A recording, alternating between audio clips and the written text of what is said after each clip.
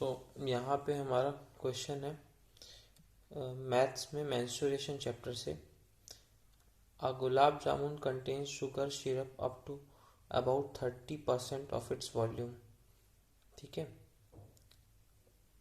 जो गुलाब जामुन में जो शुगर सिरप का कंटेंट है दैट इज अबाउट 30%। जो उसका volume that is the space that something occupies.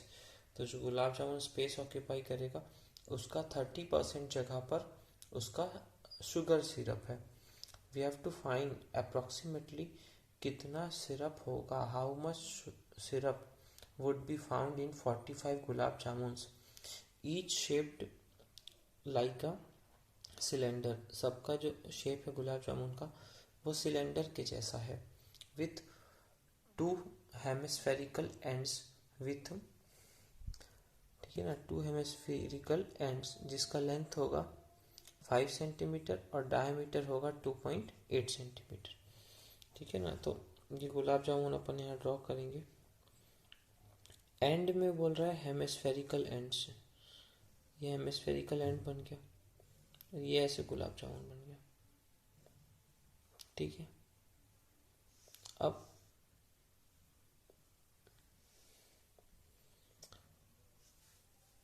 जो है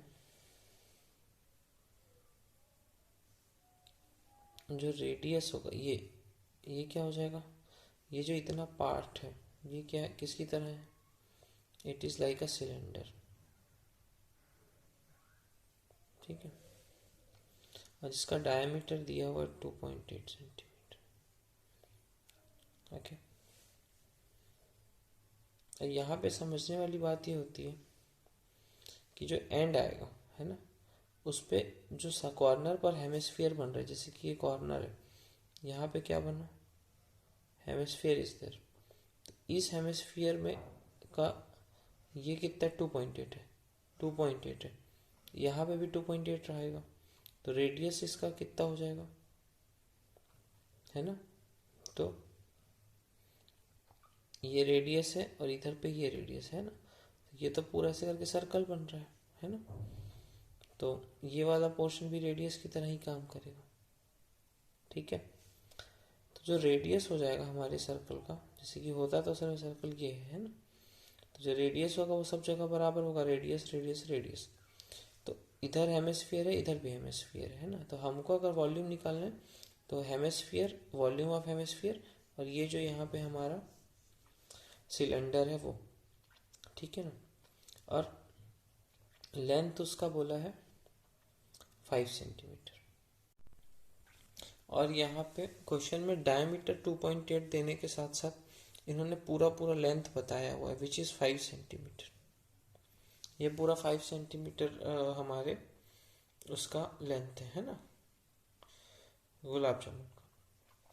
तो हम लोग जब इस सिलेंडर को यहाँ पे इमेजिन करेंगे तो सिलेंडर की हाइट कितनी हो जाएगी, इधर से रेडियस का 1.4 हट जाएगा, इधर से भी रेडियस का 1.4 हट जाएगा। तो एग्जाम में जैसे कि ये हमारी मार्जिन है ना, तो लोग सॉल्यूशन लिखेंगे जब, we write first given that diameter is equal to 2.8 centimeter, radius will be, जितना आप यहाँ पे अच्छे से गिवन दैट वगैरह और फॉर्मूला लिखेंगे तो बेटर। ठीक है, उसके बाद we will say height of cylinder. तो यहाँ पे अगर डायग्राम बना रहे तो we can write from diagram here in the bracket. तो ये कितना हो जाएगा, 5 सेंटीमीटर में से इधर का रेडियस कम हो जाएगा, दैट इज 1.4, और इधर का रेडियस 1.4 कम हो जाएगा, तो 1.4 दो बार कम होगा, दैट इज 2.8 कम हो जाएगा, 2.2 सेंटीमीटर इसका हाइट बचेगा सिलेंडर का। And in the cases of hemisphere and cylinder, क्योंकि एंड टू एंड अच्छे से जुड़ा हुआ है, तो रेडियस जितना हेमिस्फीयर के लिए लिया जाएगा उतना सिलेंडर के लिए भी लिया जाएगा, है ना। तो अब निकालेंगे, डायरेक्टली भी निकाल सकते हैं ना, we have to find sugar syrup, है ना। इसको डायरेक्ट अगर करें तो अच्छा है, तो हमको पूरा मार्क्स यहाँ पे गेन हो जाएगा। Sugar syrup in 45 gulab jamun is equal to 45 into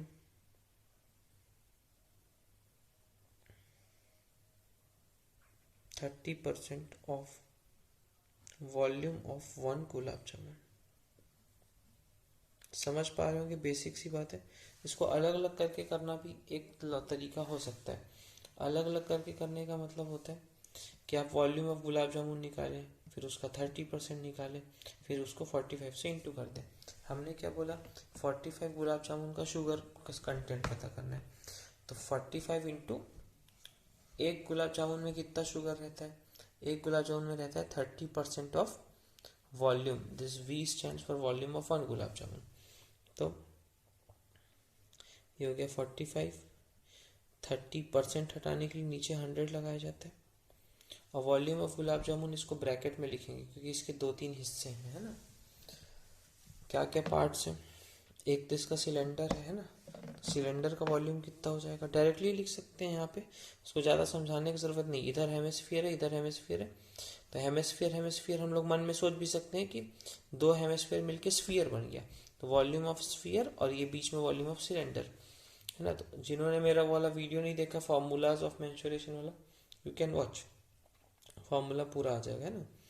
तो यहाँ पे हो जाएगा वॉल्यूम ऑफ सिलेंडर हो जाएगा πr² प्लस हो जाएगा volume of sphere that is 4/3 πr³, ऐसे हो जाएगा।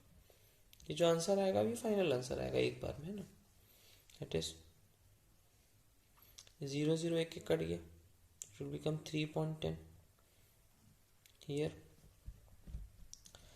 यहाँ पे अगर हम लोग इसको सॉल्व करते हैं, पाई कॉमन लिया जा सकता है और r²। मैंसुरेशन क्वेश्चन में आप जितना कॉमन लेके अच्छे से कर लेंगे तो बच जाएंगे, वरना इंटू करते करते बहुत दिक्कत होगी, है ना। तो हम एक पाई कॉमन ले सकते हैं 22/7, एक r² इसके पास इसलिए r³ है, we will take r² common, है ना। तो r² मीन्स 1.4 का स्क्वायर, तो 1.4 दो बार बाहर आ गया कॉमन, ठीक है। अब यहाँ पे क्या बच गया, h बच गया, है ना। तो हाइट यहाँ पे एक बार हाइट आ जाएगी, यहाँ पे 2.2 हमने कैलकुलेट की थी, प्लस का प्लस, 4 और 3 तो कॉमन नहीं हुए थे तो 4/3 रहेगा, पाई कॉमन हो चुका, रेडियस एक बचा है, तो एक रेडियस था 1.4, ये क्लोज हो गया ब्रैकेट। ये बहुत बिल्कुल हम बेसिक कर रहे हैं हम लोग ना, ये दोनों से वैल्यू डाल के कॉमन निकाल लिया।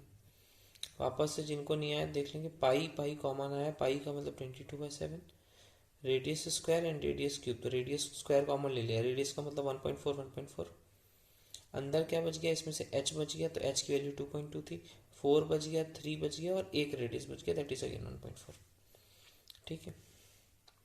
अब 5 के टेबल से करेंगे इसको, है ना। खैर देख लेते हैं, पहले अंदर का सिंप्लीफाई कर लेते हैं ना, वरना कन्फ्यूजन होता है थोड़ा सा। कुछ बच्चे गलती से प्लस वाले पोर्शन को कट करना शुरू कर देते हैं, पहले कर लो पूरा, यानी 7 के टेबल में ही कट सकता है ना। तो हम लोग क्या करेंगे, यहाँ पे इसको कर देते हैं 22 इंटू ये हो जाएगा 14/10, ये भी हो जाएगा 14/10, ये था 7, इसको सॉल्व करेंगे, है ना। तो ये 4/3 ऑफ 1.4, रफ पे भी सॉल्व कर सकते हैं ना, 4/3 ऑफ 1/4, ये हो जाएगा 4/3 ऑफ 14/10, है ना।